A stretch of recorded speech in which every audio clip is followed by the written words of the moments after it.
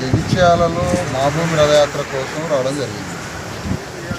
మహబూబ్ రథయాత్రలో భాగంగా double bedroom, ఇది అతిపెద్ద 5,000 ఇండ్ల డబల్ బెడ్రూము కాలనీ సమస్యలు ఉన్నాయి జగిత్యాల పక్కన నూకపల్లి అర్బన్ ఏరియా.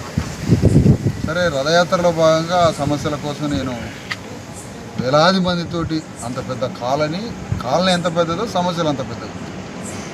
రోడ్లు లేవు, కరెంటు లేదు, అసలు కన్స్ట్రక్షన్ ఘోరంగా ఉంది, బాత్రూమ్ లేదు, అదొక ధ్వంసం అయిపోయినటువంటి పరిస్థితి. సరే, వాళ్ళు ఎన్నోసార్లు గవర్నమెంట్కి చెప్పారు, ఎమ్మెల్యే చెప్పారు, ఎవరు పట్టించుకోలేదని ఆ జనాన్ని తీసుకొని పోయి నేను వేలాది మందితో మా నాయకత్వాన్ని తీసుకొని నేను రోడ్డు మీదకి వస్తున్న క్రమంలో పోలీసులు ఆపారు. అక్కడనే నేను కూర్చోవడం జరిగింది. అక్కడనే కూర్చొని ధర్నా చేస్తున్న క్రమంలో అక్రమంగా పోలీసు వాళ్ళు బలవంతంగా పొట్టని చేతుల్ని కసకస పిసికి తీసుకుపోయి అరెస్ట్ చేసి గవర్నమెంట్ హాస్పిటల్ జగిత్యాలలో వాళ్ళు ట్రీట్మెంట్ చేయించి మళ్ళీ ఇప్పుడు హైదరాబాద్కి పంపిస్తున్నారు. ఇది తీవ్రంగా ఖండిస్తున్నాం మేము ఈ అక్రమ అరెస్టుని.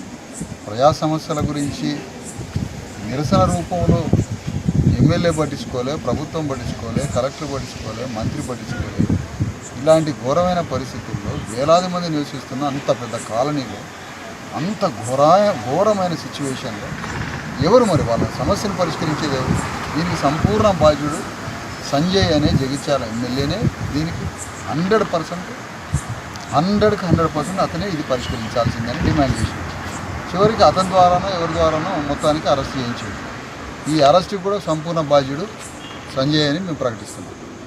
ఒక దళిత వర్గాలు, బీసీ వర్గాలు వచ్చి బీసీ ఎస్సీ ఎస్టీ వర్గాలకు న్యాయం చేయడానికి వస్తే ఒక అగ్రవర్ణ ఎమ్మెల్యే నన్ను అరెస్ట్ చేపిస్తాడు.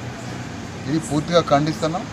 మా జగిత్యాల కమిటీ నాయకులు, మా బీసీ ఎస్సీ ఎస్టీ జేఏసీ ఇన్ఛార్జీలు, నాయకులు అందరూ సమావేశమై రేపు జగిత్యాల కార్యాచరణని మరి ఇప్పుడే వాళ్ళు ప్రకటిస్తారు, వాళ్ళు మాట్లాడతారు.